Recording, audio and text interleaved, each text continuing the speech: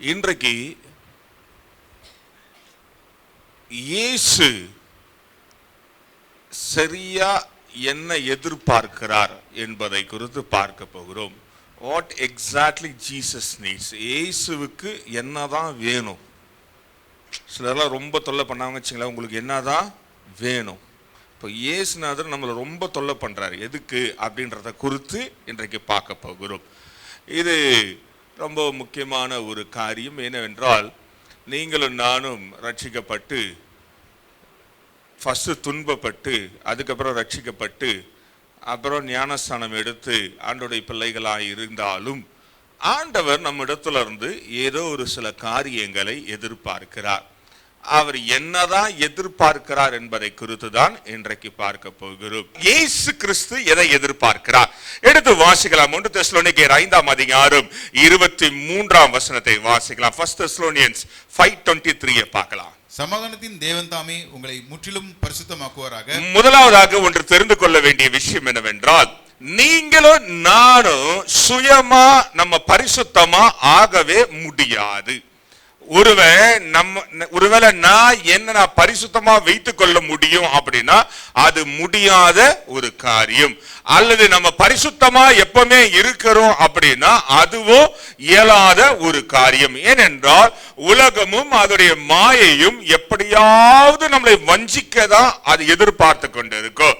ஆனால் வேற சொல்லுகிறது, சமாதானத்தின் தேவன் தான் நம்மளை என்ன எப்படி வைப்பாரா?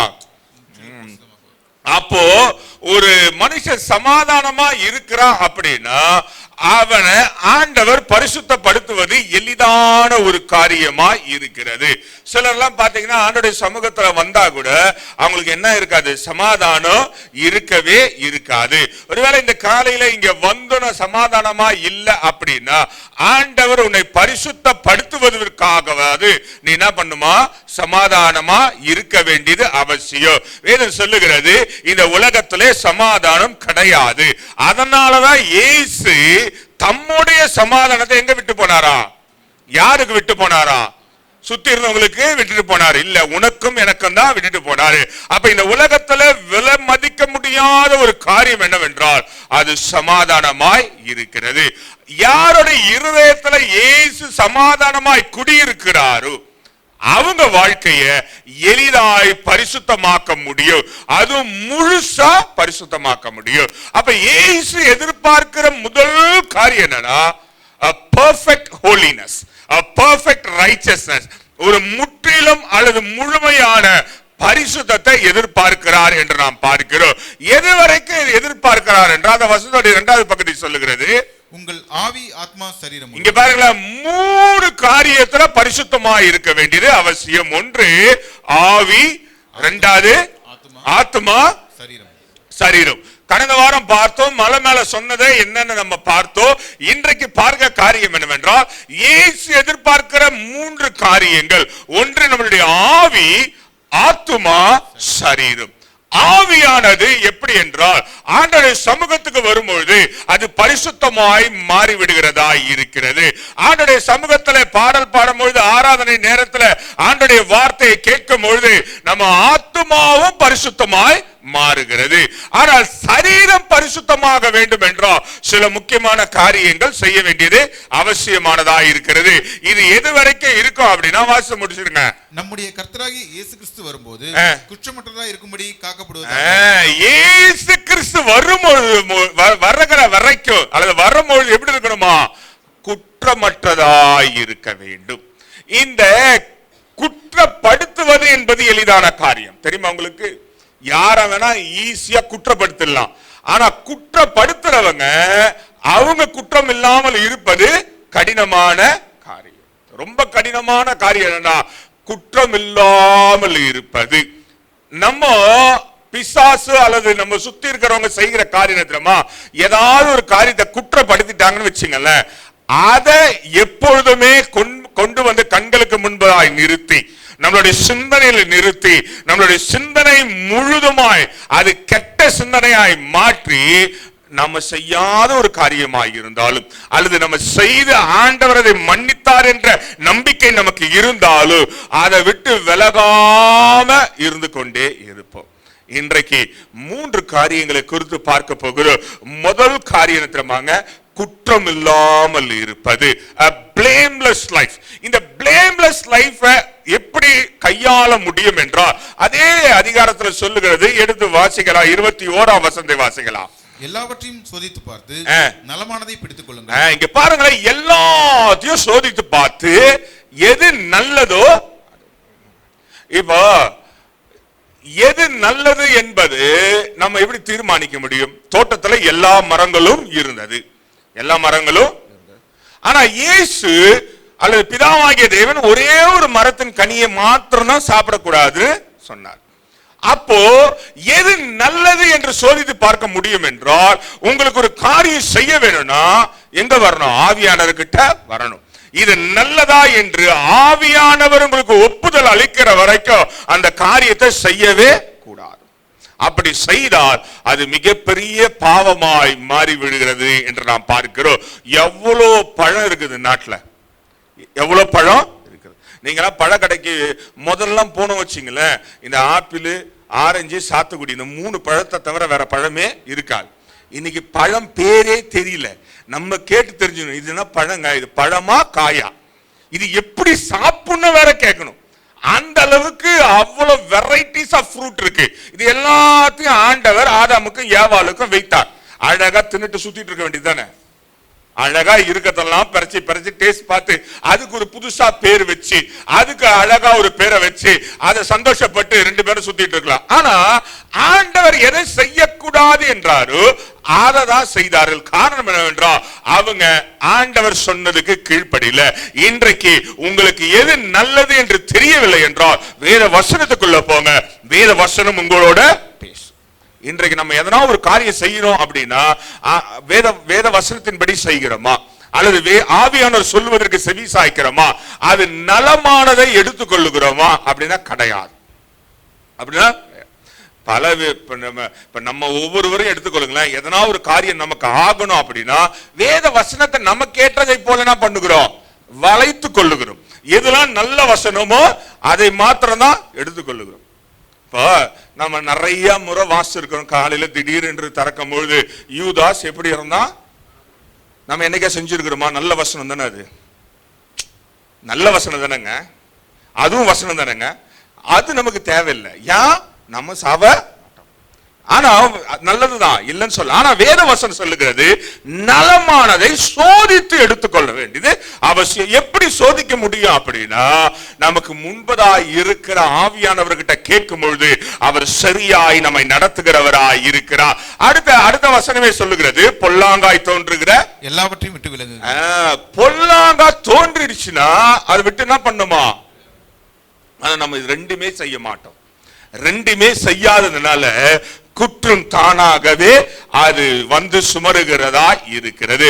ஒருவேளை உங்க வாழ்க்கையில இதுவரைக்கும் நம்ம குற்றத்தை அதையே ஆராய்ச்சி பண்ணி கொண்டிருப்போம் அப்படின்னா இன்றைக்கு ஒன்று நல்லா தெரிந்து கொள்ளுங்க.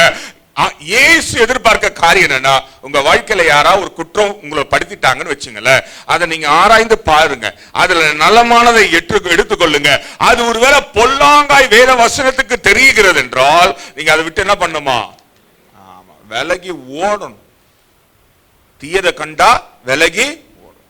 ஆனா நம்ம அதை செய்வதே கிடையாது. அங்கேயே இருப்போம், அதோடனே வாழ்வோம், அதோடவே இருந்து கொண்டிருப்போம். அப்புறம் மற்றவங்க சொல்லுகிறதை படி நம்ம சொல்லுவோம், ஐயோ அவங்க சொல்றாங்க, சொல்லதான் செய்வாங்க, நீ விட்டு விலகி. அப்போ ஒரு விஷயம் உங்க மேல குற்ற சுமத்துகிறார்கள் என்றால் அதை ஆராய்ந்து பார்த்து நலமானதை பிடித்து கொள்ளணும். இன்றைக்கு இயேசு அதை தான் எதிர்பார்க்க. இயேசு மேல வராத குற்றம் எதுவுமே கிடையாது. தெரியுமா உங்களுக்கு?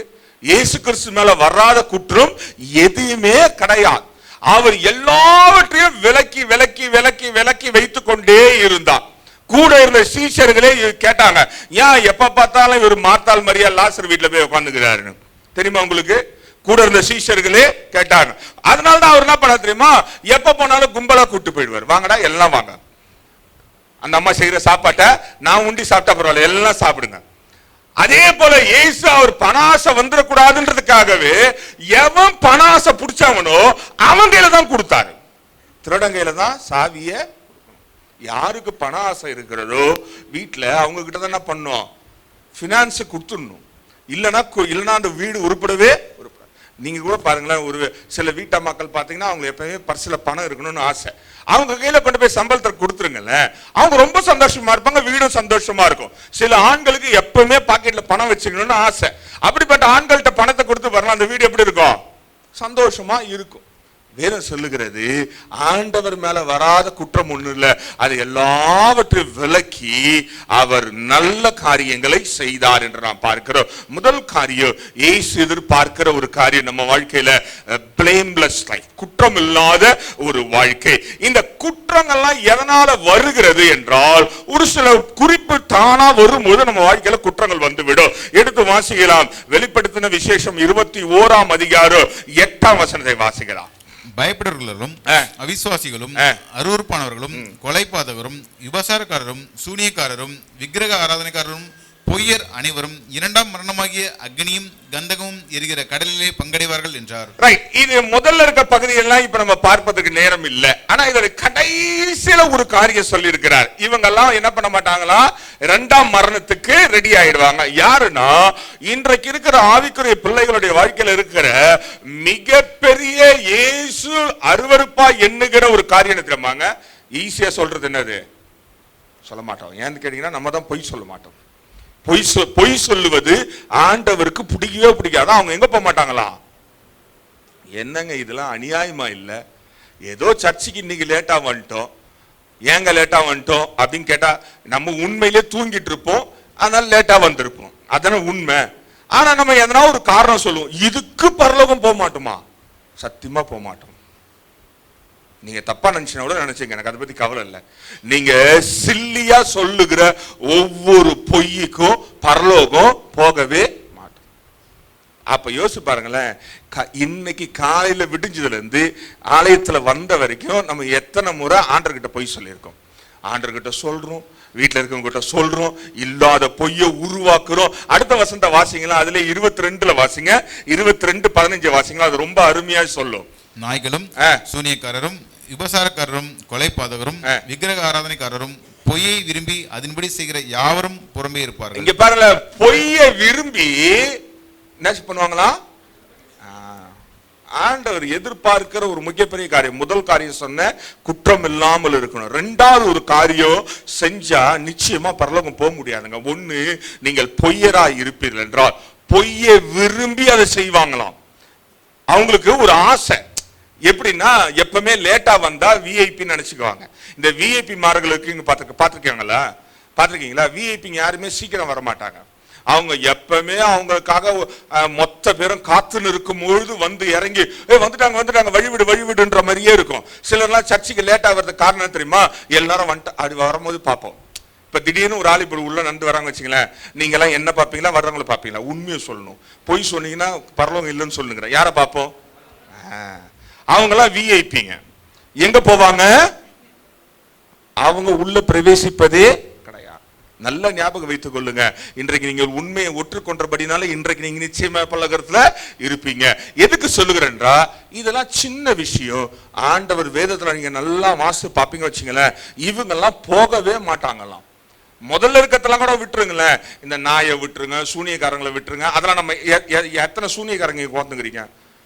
ஐயோ, உங்ககிட்ட கேட்டேன் இந்த கேள்விய. உங்க மூஞ்ச பார்த்தா எனக்கு வச்சிடற மாதிரியே இருக்குது. போகும்போது வச்சிடாதீங்க. அதனாலதான் மேட்டு போட்டிருக்கோம், மண் எடுக்க முடியாது. பாத்துங்க, எதுக்கு மேட்டுக்கு போட்டீங்க கேட்டேன் சுரேஷ் கிட்ட. அவன் சொன்னா, மண் எடுக்க முடியாதுண்ணா அப்படின்னா. மேட்ல மண் ஒட்டிக்கும், நீங்க எப்படி இருந்தாலும் எடுக்கவே முடியாது. இப்ப நம்ம உண்மையை எத்தனை பேர் சூனியம் வைக்கிறோம்? கிடையாது. நம்ம யாரும் வைக்கிறது இல்ல. அல்ல விக்கிரகம் எத்தனை பேர் சொல்றோம்? கிடையாது. ஆனா முக்காவாசி 99% கிறிஸ்தவர்கள் சொல்லுகிற ஒரு காரியம் என்ன தெரியுமா? பொய்ய சர்வசாதாரணமா சொல்றோம், அதையும் விரும்பி சொல்லுகிறோம், அதை உண்மை என்று நிரூபிக்க பார்க்கிறோம். தெரியுமா உங்களுக்கு? கிறிஸ்தவங்க சொல்ற பொய்ய உண்மைன்னு நிரூபிக்கிறதுக்கே பாதி ஆயுசு முடிஞ்சது. நம்ம நினைச்சுக்கிறோம் அதை நிரூபிச்சுதான் நம்ம நல்லவனு. நீ நிரூபிச்சாலும் பரலோகம் போக மாட்ட, நிரூபிக்கலனாலும் நீ பரலோகம். இயேசு எதற்கு வந்தார்? உன்னை என்னை கொண்டு போய் பிதாவிடத்துல சேர்ப்பது. அதுதான் அவருடைய வேலை. அவர் வேலையை சரியா செய்தார். ஏதாவது ஒரு இடத்துல இயேசு பொய் சொன்னாரா அப்படின்னா எங்கேயுமே கிடையாது. நீங்க வேதத்துல எப்படி வேணா பரட்டி பாருங்களேன், எந்த ஒரு இடத்துலயுமே அவர் பொய் சொல்லவே இல்லை. அப்போ அவரை பின்பற்றுகிற நீயும் நானும் ஒரு காரியம் நல்லா ஞாபகம் வைத்துக் கொள்ளுங்க. நீங்க முடிஞ்சா ஒரு வாரம் பொய் சொல்லாம பாருங்களேன், என்ன தெரியுமா நடக்கும்? வீடு ரெண்டாகும். வீடு இப்ப நீங்க இன்னைக்கு பொய் சொல்ல மாட்டேன்னு தீர்மானிச்ச உடனே வீட்டுக்கு போன என்ன தெரியுமா நடக்கும்? உங்களுடைய உண்மையான சம்பளம் எவ்வளவுன்னு கேட்பாங்க. எத்தனை ஆம்பளைங்க சொல்லுவாங்க? வாய்ப்பே இல்ல ராஜா, சொல்லவே மாட்டோம். அப்படியே கேட்டா கூட, அம்மா இன்னைக்கு பைசா இல்ல, வீட்டுல எவ்வளவு பைசா இருக்க வச்சிருக்க, எங்கேயாவது கேட்டு பாருங்களேன். வீட்டுல இருக்க அம்மாக்கள் அப்படியே எல்லா டப்பால இருக்கிற பைசா எடுத்து வந்து கொடுத்துருவாங்கன்னு நினைக்கிறீங்க? வீடு ரெண்டாகும். வீடு 2 ஆனாலும் பரவாயில்ல, வீடு 4 ஆனாலும் பரவாயில்ல, நீ பரலோகம் போனோம்னா உண்மை பேசித்தான் ஆகணும். இது கொஞ்சம் கஷ்டமான காரியம்தான். இது பிராக்டிக்கலா யோசித்தா ரொம்ப கடினமான ஒரு காரியம். ஏன் தெரியுங்களா? எங்கேயாவது போனா நம்ம லேட் ஆயிடுச்சு வச்சுங்களேன், உண்மையான லேட்டு டிராபிக் இருக்கும், இல்லைன்னு சொல்லல. ஆனா இது வழக்கமா நடக்கும் பொழுது நம்ம சொல்ற உண்மை கூட எப்படி இருக்குமா? பொய்யாவே இருக்கும். சொல்ற உண்மை கூட. அப்ப ஒன்று யோசி பாருங்க, நம்ம சொல்லுகிற சின்ன சின்ன விஷயம் கூட நம்ம பரலோகம் போவதை தடுக்கிறதா இருக்கிறது. நான் சொல்றது ஒருவேளை நீங்க மனுஷரிடத்துல சொல்லுவதை அதை நான் பெருசா நியாயம் தீர்க்க விரும்பல, ஆனா ஆண்டவர்கிட்டயே சொல்றோம் தெரியுமா, அது ரொம்ப பெரிய தப்பு. ஆண்டருக்கு ஏங்க சர்ச்சுக்கு லேட்டா வரீங்க, இல்ல ஏங்க வரல அப்படின்னா உண்மையிலே உடம்பு சரியில்லைன்னா ஆண்டவர் உங்களை சுகப்படுத்துவார், இல்லைன்னு சொல்லல. ஆனா வேதம் சொல்லுகிறது ஜீவன் இருக்கும் வரை நம்ம எப்படியாவது ஆண்டவரை ஆராதிக்கணும். அதுல எந்த மாற்றம் இல்லை. ஒருவேளை வரும் முடிவு பண்ணிட்டா கூட, நான் ஏற்கனவே சொல்லியிருக்கேன், வந்துகிட்டே இருக்காரு ஒருத்தர், அலுவலியை போட்டுடலாம். அப்போ வராருன்னு வச்சுங்களேன், லேட்டா வராங்க அப்படின்னா நம்ம கிட்ட நிச்சயமா காரணம் இருக்கும். காரணம் இல்லாம யாரா லேட்டா வருவோமா? யாரா இன்னைக்கு லேட்டா வந்தவங்க 8:05 அப்புறம் வந்தவங்க நிறைய பேர் இருக்கிறீங்க. நாங்க உட்கார்றது அதனால என்ன எழும்ப விடாதுன்னு, ஐயா நீங்க உட்காந்து வேடிக்கை பாருங்க யாரெல்லாம் லேட்டா வர்றாங்க. 8:05 அப்புறம் நிறைய பேர் நம்ம லேட்டா வந்தோம். நமக்கு எல்லாருக்கும் காரணம் இருக்கு, நியாயமான காரணம் தானே. 1 தண்ணி வரல, 2 சுடு தண்ணி இல்ல, ஏன்னா நைட்டு மழை பெஞ்சது கொஞ்சம் குளுகுலுன்னு இருந்து சுடு தண்ணி இல்ல, அப்படியே எடுத்தா துணி எடுத்து போட்டா அது பத்தல, அந்நேரத்துக்கு இன்னொரு துணி எடுத்து அயன் பண்ணி போடணும். இவ்வளவு பிரச்சனை இருக்கு சர்ச்சுக்கு வரத்துக்கு. ஆனா இந்த மொத்த காரணமும் உன்னை பரலோகம் போகவே விடாது. நீ யாருக்கிட்ட வேணா பொய் சொல்லு, ஆவியானவர்கிட்டயோ இயேசு கிட்டயோ நீ பொய் சொல்லுவாய் என்றால் நிச்சயமாய் பரலோகம் போகவே முடியாது. நான் தெளிவா சொல்லிட்டேன். இதுக்கப்புறம் உங்க விருப்பம். அடுத்த வசனத்துக்குள்ள வந்து விடலாம். பிலிப்பியர் 2ஆம் அதிகாரம் 16ஆம் வசனத்தை வாசிக்கலாம். 2:16. எல்லாவற்றையும் முறுமுறுப்பில்லாமலும் தர்கிப்பில்லாமலும் செய்யுங்க. இரண்டாவது இயேசு எதிர்பார்க்கிற காரியம், இயேசு மாத்திரம் இல்லைங்க, திருத்துவ தெய்வமே எதிர்பார்க்கிற காரியம் எடுத்துருப்பாங்க, முறுமுறுப்பில்லாமல் செய்யணும். முறுமுறுப்பில்லாம செய்யணும். அடுத்த வசனம் ஒண்ணு வாசிட்டு அதுக்கப்புறம் முடிச்சிடலாம். 1 கொரிந்தியர் 10:10 வாசிக்கலாம். அவர்களில் சிலர் முறுமுறுத்து சங்காரக்காரனாலே அழிக்கப்பட்டார்கள். இங்க பாருங்களேன், அதுபோல நீங்களும் முறுமுறுக்காதிருங்கள். இங்க பாருங்களேன், முறுமுறுப்பீங்க அப்படின்னா நம்ம கேட்கலாம், என்ன முறுமுறுக்கிறோம்? நம்ம அப்படிலாம் எதுவும் முறுமுறுக்கிறதே கிடையாது.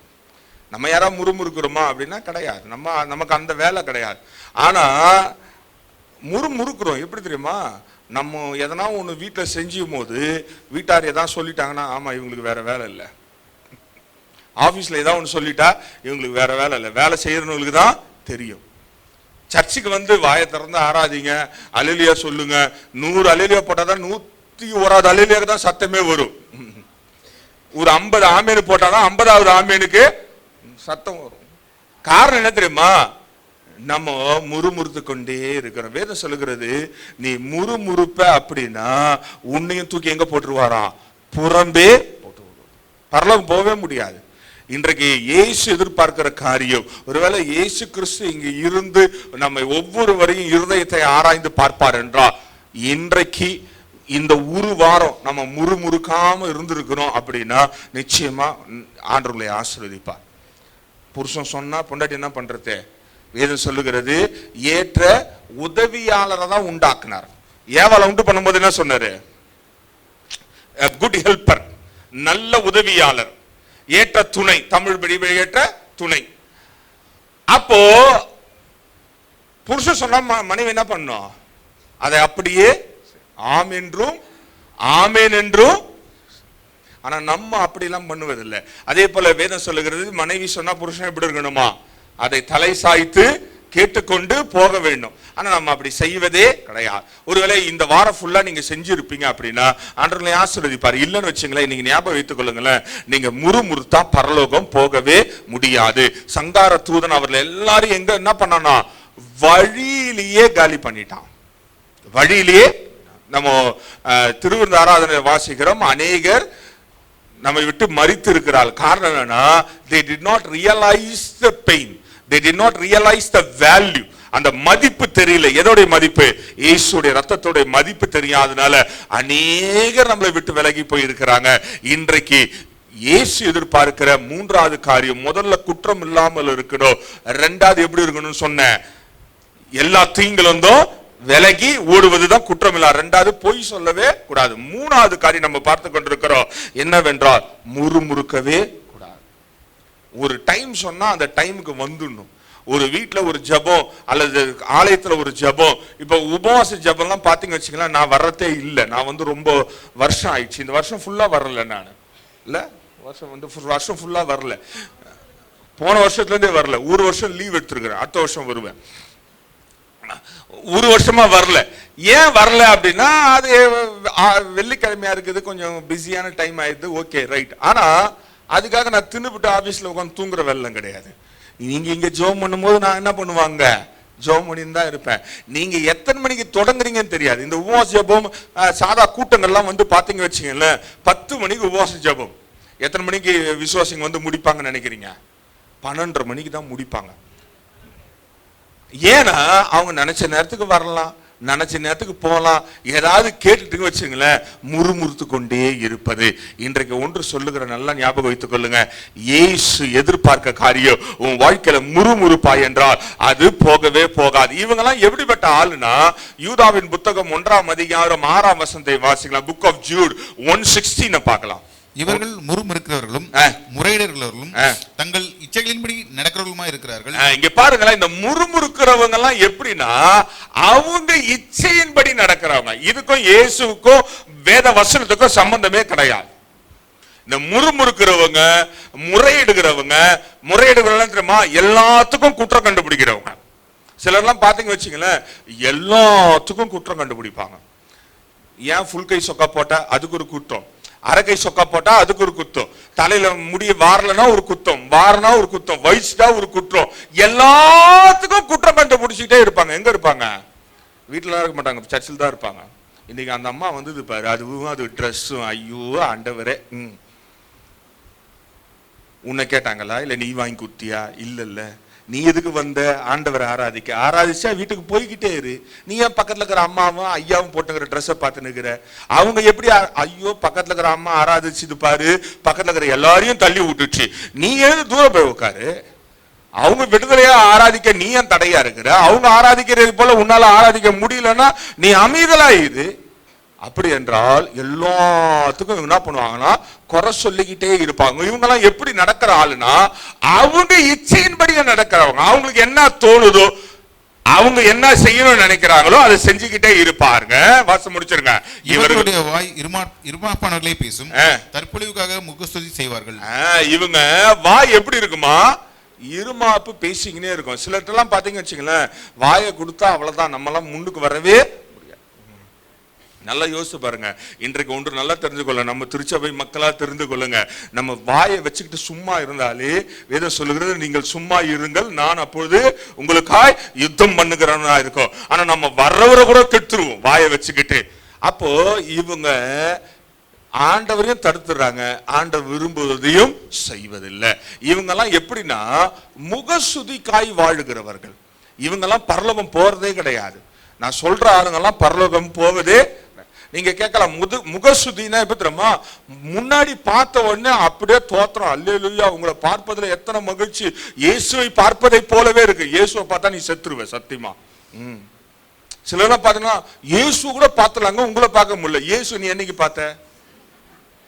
என்கிட்டே சொல்லுவாங்க, ஐயா இயேசுவை கூட பார்த்துலாம், உங்க சத்தியமா நீ இயேசு என்னைக்கு பார்த்தேன்னு கேட்டுக்கிறேன். நிறைய பேர், நிறைய ஊழியக்காரங்களை கேட்பேன், இயேசுவை நீ என்னைக்கு பார்த்த? ஏன்னா வேதம் சொல்லுகிறது, ஒருவனும் தேவனை அப்படி இருக்கும்போது நீ எப்ப பார்த்த? அப்போ இதெல்லாம் முகசுதி.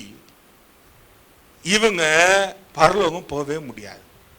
நீ ஆண்டவருடைய சமூகத்துல வரும்பொழுது நீ ஆண்டவரை மாத்திரம் தான் பார்க்கணும், ஆண்டவரை மாத்திரம் தான் புகழ்ந்து செய்யணும், இயேசுவை மாத்திரம் தான் மகிமைப்படுத்தணும், ஆவியானவரை மாத்திரம் தான் திருப்திப்படுத்த வேண்டியதா இருக்கு.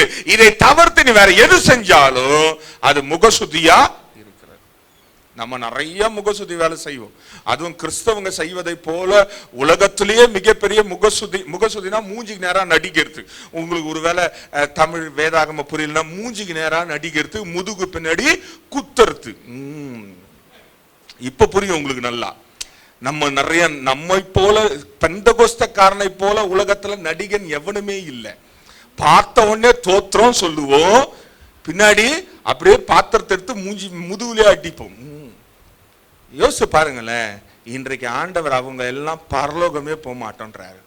நல்லா யோசிச்சு பாருங்க. இன்றைக்கு மாறிடுங்க.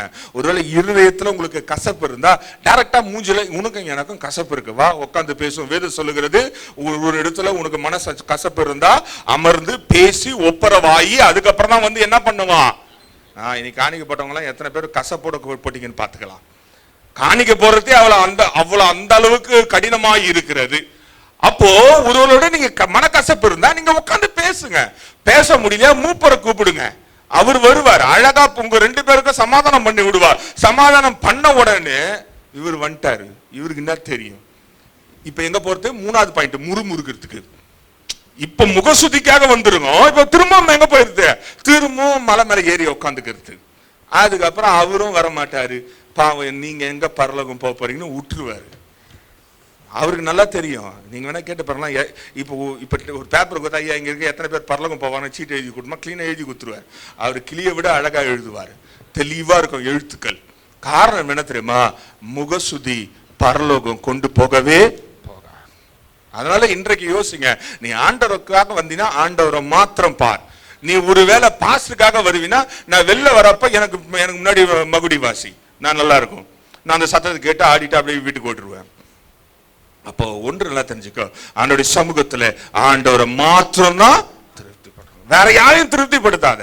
நீ யாருக்காகவும் கை தட்டாத, யாருக்காகவும் பாடாத, யாருக்காகவும் வேத வசனத்தை கேட்காத.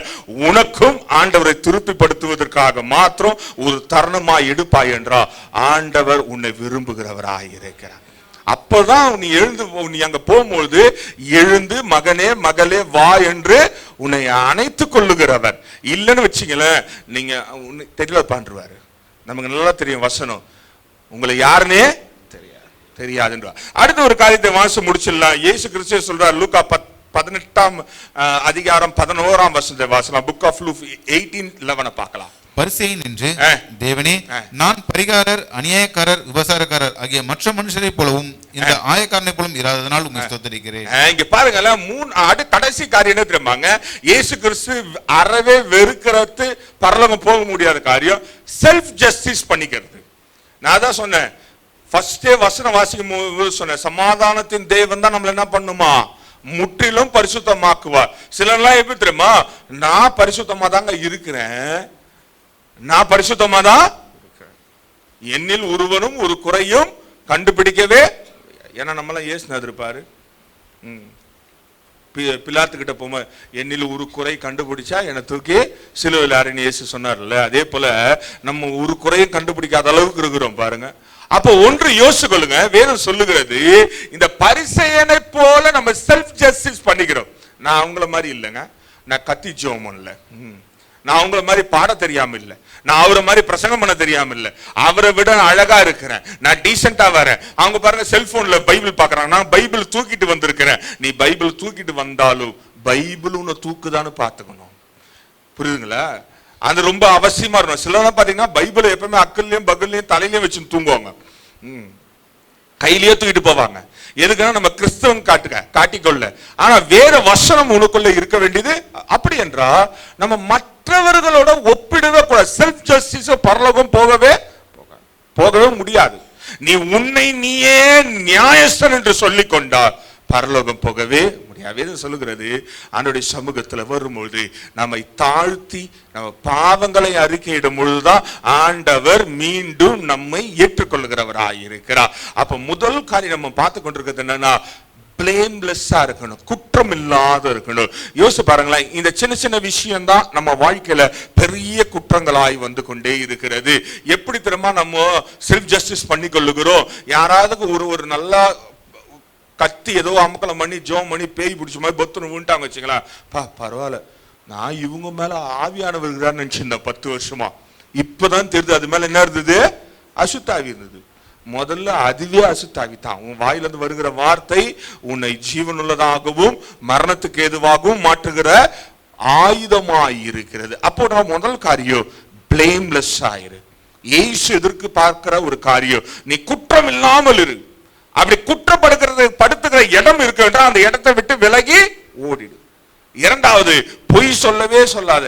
மெயினா இயேசு கிட்ட பொய் சொல்லாத, இயேசுநாதர் கிட்ட பொய் சொல்லாத.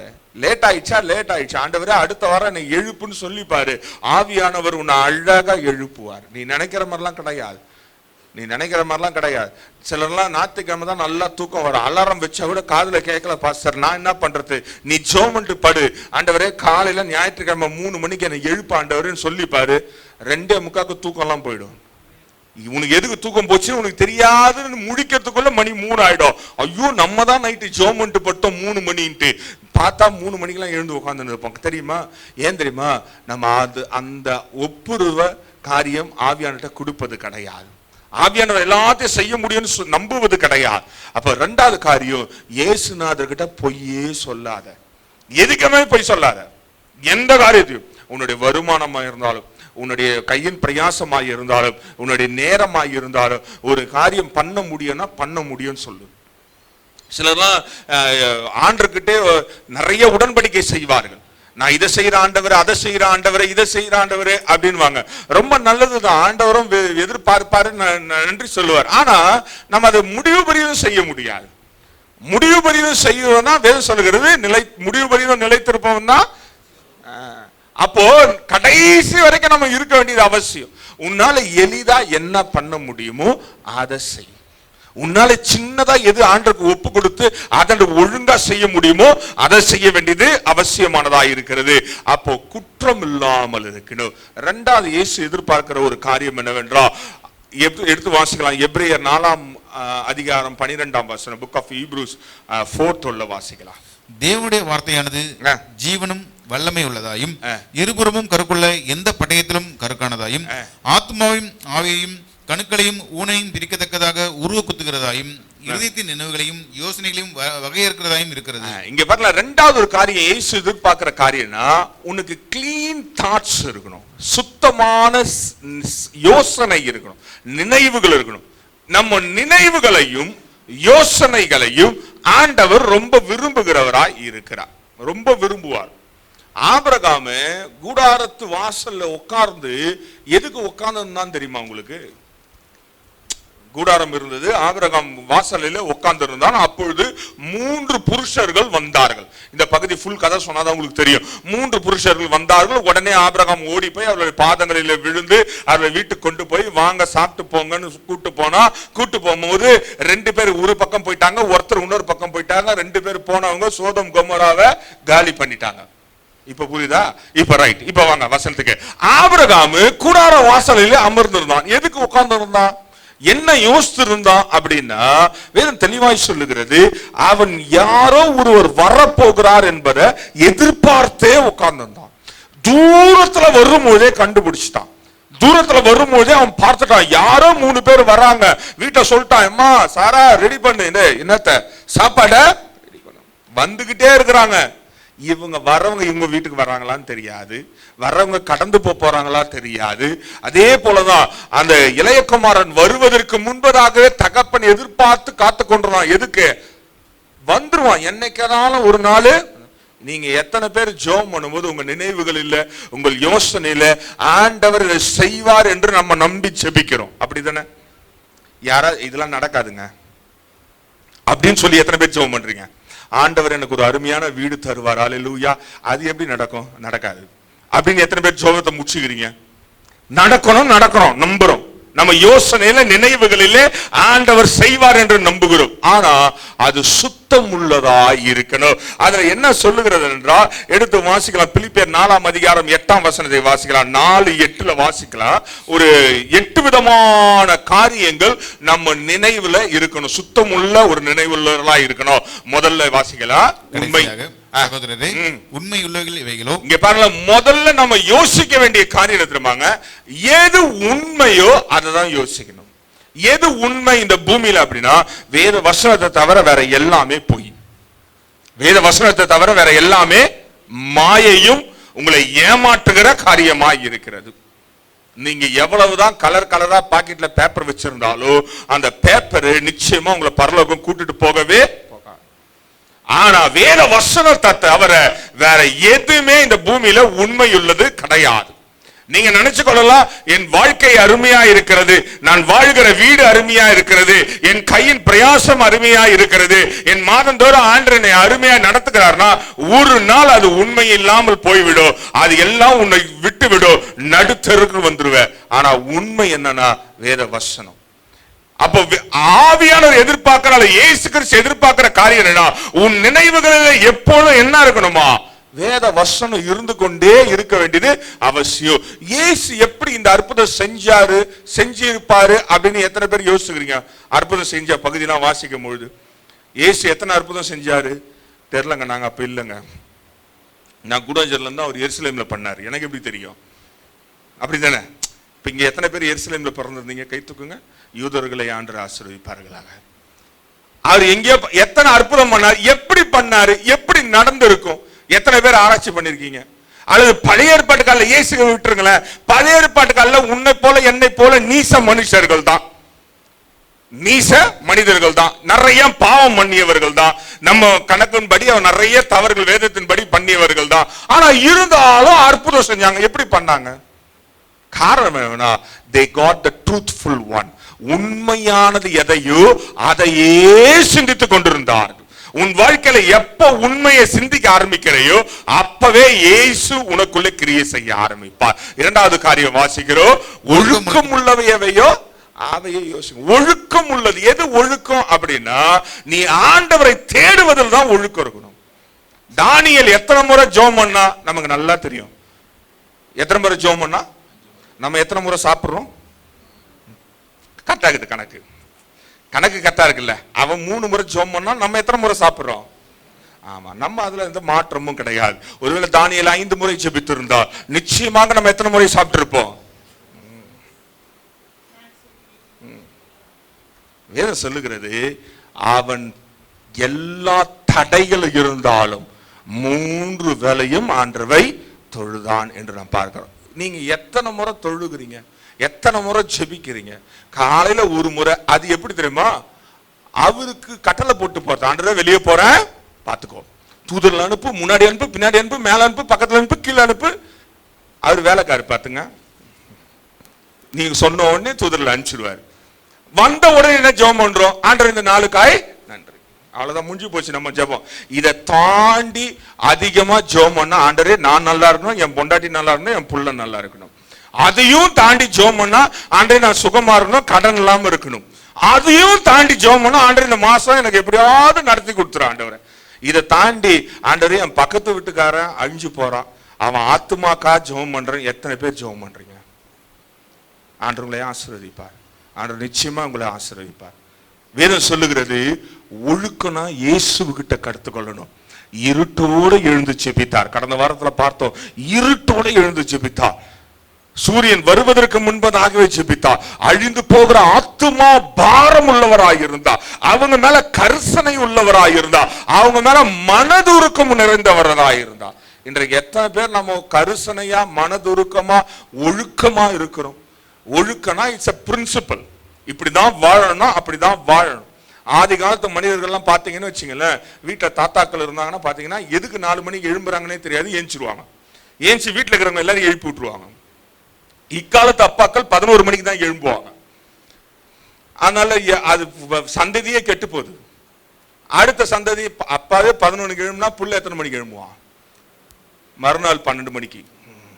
ஏன்னா அப்பா எழுந்து அவரு பல்லு வலிக்க, அவரு காஃபி குடிச்சு நீங்களாம் 8 மணிக்கு எழுந்து வேலைக்கு போகணும், இல்லைன்னா பணம் வருமானம் வராது. அது எனக்கு நல்லா தெரியும். அதனால சொல்ல எதுக்கு சொல்றேன் அப்படின்னா, ஒன்று நல்லா தெரிந்து கொள்ளுங்க, அதிகாலையில ஒழுக்கமா எழுந்து ஜெபிக்கும் பொழுது உன் பிள்ளைகள் தானா அந்த ஒழுக்கத்துல, ஏன் இயேசு அப்படிதான் செய்தார். அப்ப ஒழுக்கமானவைகளையும் அடுத்தது நீதி உள்ளவைகளையும் நேரம் போயிட்டே இருக்க, கடன் வாசி முடிச்சிருங்க. கற்புள்ளவைகள் எவைகளோ, கற்பு உள்ளவைகளோ, அன்புள்ளவைகள் எவைகளோ, நற்கீர்த்தி உள்ளவைகள் எவைகளோ, புண்ணியம் எதுவோ, புகழ் எதுவோ, அவைகளையே சிந்தித்துக் கொண்டிருங்கள். இந்த 8 காரியத்தை உன் சிந்தனையில இருக்கணும் என்பதை இயேசு விரும்புகிறார். ஆனா நம்ம சிந்தனையில இந்த 8 தவிர எல்லா குப்பையும் இருக்குது. தெரியுமா உங்களுக்கு? இந்த 8 மட்டும் கிடையாது. 8 மட்டும் கிடையாது. இயேசுக்கு இன்றைக்கு நான் புகழ் சேர்க்க போகிறேன் அப்படின்னு இன்னைக்கு எத்தனை பேர் நம்ம யோசித்தோம்? இயேசுக்கு எது புகழ் அப்படின்னா, எங்கே துதியின் சத்தமோ அந்த மத்தியிலே அவர் உலாவுகிறவராய் துதிகளின் மத்தியில வாசம் செய்கிறார் என்று நாம் பார்க்க. அப்போ இயேசுவுக்கு நான் புகழ் சேர்க்க போறேன், அதுதான் என் யோசனை. இன்னைக்கு நான் ஆராதனைக்கு போறதே அதுக்குதாங்க, அவர் புகழ்ச்சி அடையணும் அப்படின்னு நீ வந்திருப்பாய் என்றால் நிச்சயமாவே உன் சிந்தனை சுத்தம் உள்ளதாய் இருக்கிறது. ஆனா இந்த 8 தவிர நம்ம சிந்தனையில ஊறப்பட்ட மொத்த குப்பையும் இருக்குது. அதை என்றைக்கு எடுக்கிறாயோ அன்றைக்கு தான் இயேசு எதிர்பார்க்கிறதை போல நீயும் நானும் மாற முடியும். இந்த 8 காரியத்தை நீங்க வீட்டுல போய் பொறுமையா வாசிக்கொள்ளுங்க. நேரம் இல்லாதனால அடுத்தடுத்து கடகன்னு முடிச்சு போயிடுற. 2 கொரிந்தியர் 10ஆம் அதிகாரம் 5ஆம் வசனத்தை வாசிக்கலாம். அவைகளால் நாங்கள் தர்க்கங்களையும் தேவனை அறிகிற அறிவுக்கு விரோதமாய் எழும்புகிற எல்லா மேட்டிமையும் நிர்மூலமாக்கி எந்த எண்ணத்தையும் கிறிஸ்துவுக்கு கீழ்ப்படிய சிறைப்படுத்துவர்களாய் இருக்கிறோம். இங்க பாருங்களேன், ஆண்டு இயேசு எதிர்பார்க்கிற காரியம்னா, எந்த எண்ணங்கள் வந்தாலும் அது கிறிஸ்துக்குள்ள தாழ்த்தி சிறைப்படுத்தணும், எண்ணங்களை கண்ட்ரோல் பண்ணணும். இயேசுவால் கூடாத காரியம் ஒன்றுமில்லை. every opportunity was there for Jesus. இயேசுக்கு எல்லா வழியிலேயே இருந்தது, தெரியுமா உங்களுக்கு? ஆனால் இருந்தாலும் அவர் நீதிக்குரிய காரியங்களை செய்தார். பவுலுக்கு எல்லா காரியங்களும் அனுகூலமாய் இருந்தது. நீங்க நினைச்சு கொள்ளலாம், பவுல் திருமணம் செய்யல, அவர் ஜாலியா சுத்திட்டு இருந்தாரு, அவருக்கு பாவம் செய்வதற்கு எல்லா வழிகளும் திறந்து இருந்தது. இருந்தாலும் அவர் நீதிக்குரிய காரியங்களை செய்தார். நம்ம யோசிச்சு பாருங்களேன், இந்த 8 சிந்தனை உள்ளவர்களா இருக்கிறோமா, அல்லது 8 தாண்டி உலக காரியங்கள் இருக்கும் என்றால் அது எல்லாத்தையும் கிறிஸ்துக்குள்ளே தாழ்த்தி சிறப்படுத்தி ஆண்டவருக்காய் இயேசுக்காய் வாழ்வதை தான் ஆண்டவர் எதிர்பார்க்கிறவராய் இருக்கிறார். இன்றைக்கு யோசிச்சு பாருங்க, நம்ம சிந்தனையை தாழ்த்தி இந்த 8க்கு ஒப்பு கொடுக்கிறோமா? அப்படி ஒப்பு கொடுத்தா ஆண்டவர் விரும்புவார், இயேசு விரும்புவார். அப்பதான் மகன் மகள் என்ற பேர் வரும். அப்பதான் நீ அப்பான்னு கூப்பிட்டா அவரும் திரும்பி பார்ப்பாரு. இப்போ ஒரு குழந்தை அடங்கவே இல்லைன்னு வச்சுங்களேன், இப்போ கடை கூப்பிட்டு போறீங்க, வழியில அடங்கவே இல்லை, அது பாட்டு கத்தி அமகலம் பண்ணி ஊர்ல இருக்கிறவங்க எல்லாம் பிடிச்சி இழுத்து சண்டை வலிக்குது, நீங்க அந்த குழந்தைய பத்திரமா கூட்டின்னு வருவீங்க? இப்படி ஒரு குழந்தை இருக்குது ரோட்ல இருக்கிற விட்டு வந்துருவீங்க. உண்மைதானே? இல்லைன்னா வச்சு வாங்கு வாங்கு வாங்கு வாங்குன்னு வாங்கி அது கையை பிடிச்சி தர தர தர தர தரன்னு இழுத்து அது ரத்தம் சிந்த கண்ணீர் சிந்த தரையில இருக்கிற மண்ணு மொத்தத்தையும் உடம்புல ஏத்திக்கின்னு வரும். இல்லைங்க, அப்படிலாம் இல்லைங்க, நான் அது என்ன அடம் பிடிச்சாலும் தூக்கிட்டு வர எத்தனை அப்பா அம்மாக்கள் இருப்பீங்க? ஒரு ஆள் இருக்க மாட்டோம். இருக்கீங்களா? யாராவது? வச்சு வாங்கணும். வேதம் சொல்லுகிறது, பிரம்பை கையாளாதவன் இயேசுநாதர்கிட்ட சொல்லுகிறேன், ஆண்டவரே யாரோ சிந்தனையெல்லாம் கீழ்படுத்தலையோ பிரம்ப கையாள. அப்ப யோசிச்சு பாருங்களேன், நீங்களும் நானும் ஆண்டவர் பின்னாடி போய்கிட்டே இருக்கிறோம். ஆனா நம்ம சிந்தனையில இயேசு சொல்லுகிற இந்த 8 காரியத்தை தவிர உலக காரியங்கள் இருக்கும் என்றா அவரை பார்த்து நீ அப்பா அப்பா அப்பான்னு கூப்பிட்டாலும் நீ யாருன்னே தெரியாதுன்னு விட்டுட்டு போய்கிட்டே இருப்ப. அவரு தெரியாதுன்னு விட்டுட்டு போயிட்டாருன்னு வச்சுக்கல, நீ பரலோகம் போக முடியாது. ஃபர்ஸ்ட் சொன்ன காரியம் நிச்சயமா பரலோகம் போக முடியாது. இப்ப 2வது சொல்லுகிற காரியம் என்னன்னா, அவருக்கு நீ யாருன்னு தெரியலன்னா எங்க போக முடியாது? பரலோகம். அப்ப 2வது காரியம், உன் சிந்தனைகளை சுத்தமாய் வைத்துக் கொள்ளு. இந்த சிந்தனையை சுத்தமா வைத்துக் கொள்ள ஒரே ஒரு சின்ன துருப்பு வழி இருக்கு. 1 யோவான் 1ஆம் அதிகாரம் 9-10 வசனங்களை வாசிக்கலாம். நம்முடைய பாவங்களை நாம் அறிக்கையிட்டால் பாவங்களை நமக்கு மன்னித்து எல்லா அநியாயத்தையும் நீக்கி நம்மை சுத்திகரிப்பதற்கு அவர் உண்மையும் நீதியும் உள்ளவராய் இருக்கிறார். இங்க பாருங்க, முதல் காரியம் என்ன? எல்லாத்தையும் அறிக்கையிடணுமா? நம்ம செல்ஃப் ரைச்சஸ்னா ஆக முடியாது, சுயமா பரிசுத்தமாக முடியாது. நம்ம பரிசுத்தமாக வேண்டும் என்றால் முதல் காரியம் வேதம் சொல்லுகிறது, நம்ம பாவத்தை அறிக்கையிடணும். அதனாலதான் நீங்க இந்த கத்தோலிக்க சபைகள்ல போனீங்கன்னா ஈஸ்டர் குட் ஃப்ரைடேக்கு முன்னாடி பாவ அறிக்கை நாள் ஒண்ணு வைப்பாங்க. அந்த ஃபாதர் மட்டும் கூண்டுல இருப்பாரு, பார்த்திருக்கீங்களா? பாவம், அவரை தூக்கி கூண்டுல போட்ட வரவெல்லாம் அவங்க அந்த வருஷம் ஃபுல்லா செஞ்ச பாவத்தை அவர்கிட்ட கக்கிட்டு போயிடுவாங்க. அவரு பாவம், அவரு நான் அந்த இடத்துல உட்காந்துருக்கேன், நாங்க பாட்டு காஃபி குடிச்சிட்டு சாப்பிட்டு வரேன், சொல்லுங்க சிஸ்டர், சொல்லுங்க சிஸ்டர் அப்படின்னு. அதுக்கப்புறம் முடிஞ்ச பிறகு இயேசு உங்கள் பாவங்களை மன்னிப்பாராக அப்படின்னு அவங்க நம்பி போயிடுவாங்க. அடுத்த வருஷம் அதே ஆளு அதே செட் ஆஃப் பாவத்தோட இன்னும் கொஞ்சம் இன்கிரிமெண்ட் 10% இன்கிரிமெண்டோட வருவாங்க பாவத்துல. ஆனா அறிக்கை இடுவது மாத்திரமல்ல, அதை விட்டு விடுவதுதான் அவசியம். இப்ப நமக்கும் அவங்களுக்கும் ஒரு வித்தியாசம் என்னன்னா, நம்ம வருஷம் வருஷம் போய் ரிப்போர்ட் கொடுக்க இல்ல. நம்ம ஒரு தடவை பாவம் பண்ணியாச்சா, அது பாவத்துல விமோச்சனம் வந்துருச்சா, அதை தொடராம விட்டு விடுவதுதான் விசேஷமானவர்களாய் இருக்கிறோம். அதுல அடுத்த வசனம் சொல்லுகிறது, 10ஆம் வசனம், நாம் பாவம் செய்யவில்லை என்போமானால் நாம் அவரை பொய்யராக்கிறவர்களா இருப்போம், அவருடைய வார்த்தை நமக்குள் இராது. இங்க பாருங்களேன், ரெண்டாவது ஒரு காரியம், சிந்தனையில என்ன பண்றோம்னா, நம்ம பாவம் செய்யதில்லை அப்படின்னு சொல்லிட்டா அவருடைய வார்த்தை எங்க இருக்காதா? நமக்குள்ள இருக்கா. வார்த்தை இல்லைன்னா நீ பரலோகம் போக முடியாது. ஏனென்றால் இயேசு வார்த்தையா இருந்தா, இயேசு ஆதியிலே வார்த்தையா இருந்தா, அந்த வார்த்தை பூமியில வந்தது, அவர் தான் இயேசு என்று பெயரை வைத்தோம். அவர் உனக்குள்ள இருக்கணும்னா வார்த்தை இருக்கணும். அப்ப நீ பொய்யரா யார் ஆக்குற?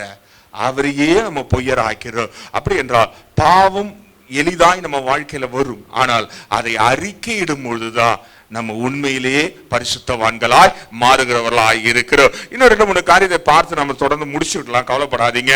1 கொரிந்தியர் 15ஆம் அதிகாரம் 49ஆம் வசனத்தை வாசிக்கலாம். மேலும் மன்னனுடைய சாயலை நாம் அணிந்திருக்கிறது போல வானவருடைய சாயலையும் அணிந்து கொள்வோம். இங்க பாருங்களேன், மூன்றாவது ஒரு காரியம், முதல் காரியம் பிளேம்லெஸ்ஸா இருக்கணும், ரெண்டாவது கிளீன் தாட்ஸ் இருக்கணும், மூணாவது நீ இயேசுவை ரிப்ளிகேட் பண்ணணும். you have to reflect Jesus. இயேசுவை போலவே ரிஃப்ளெக்ட் பண்ணும்.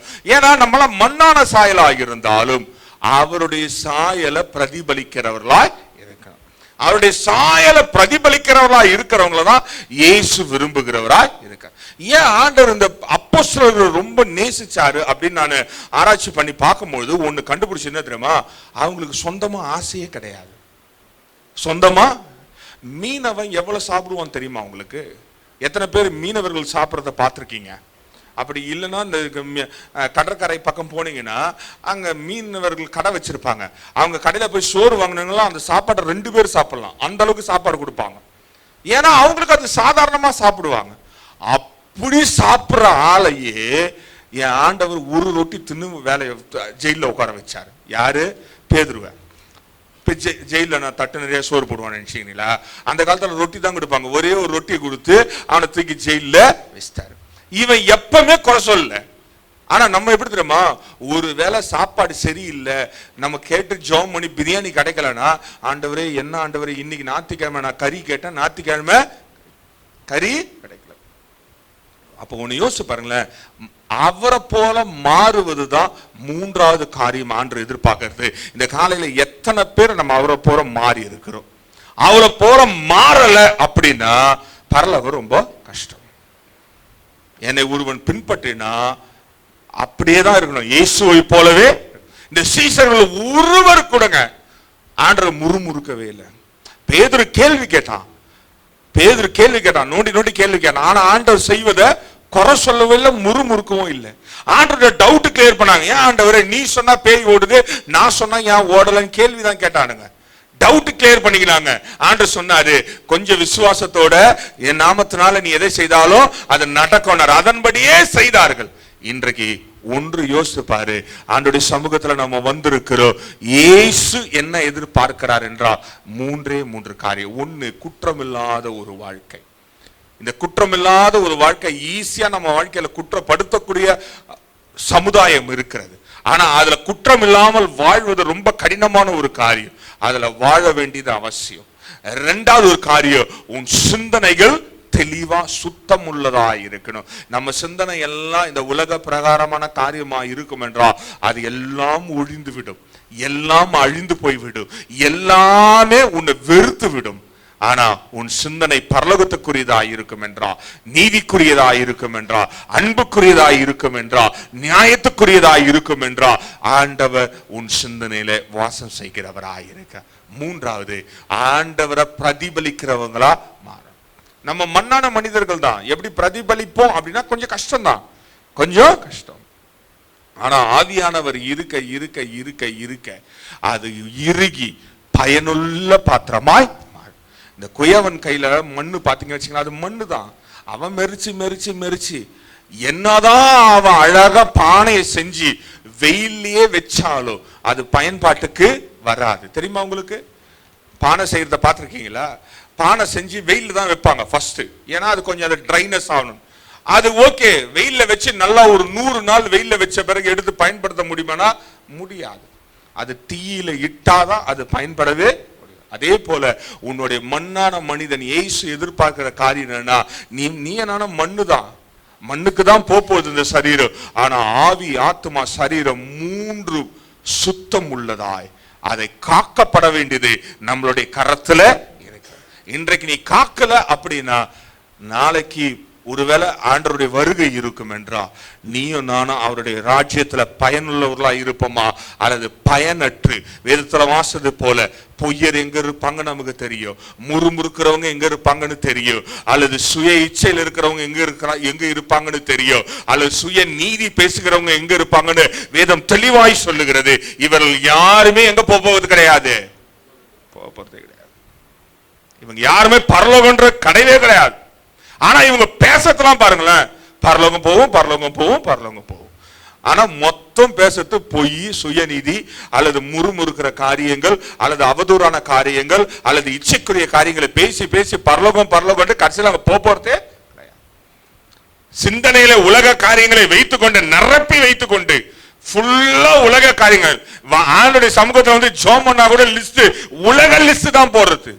எத்தனை பேர் ஆண்டவரே எனக்கு ஆவின் கனி கொடுங்க, வரம் கொடுங்க, என்ன அதனால நிரப்புங்க. எனக்கு ஆவியின் கனியில முதல் கனி எது? பரவாயில்ல, ஆண்டவர்களே ஆசீர்வதிப்பாராக. அதுவே கிடையாது. ஆவின் வரம் கொடுங்க ஆண்டவரே அப்படின்னா ஜெபம் பண்றோமா? வீடு கொடுங்க, காரு கொடுங்க, எனக்கு நல்ல பணம் கொடுங்க, இந்த மாசம் நடத்தி மீதியானதை எடுக்க ஆண்டவர் எனக்கு உதவி செய்வார் ஆக. அவரு செய்வாரு. மொத்தமா மீதியானதை எடுத்து எங்க போடுவாங்க? உங்க வீட்டுல சாப்பாடு மீந்துச்சுன்னா எங்க போடுவீங்க? அவரும் அதான் செய்வாரு.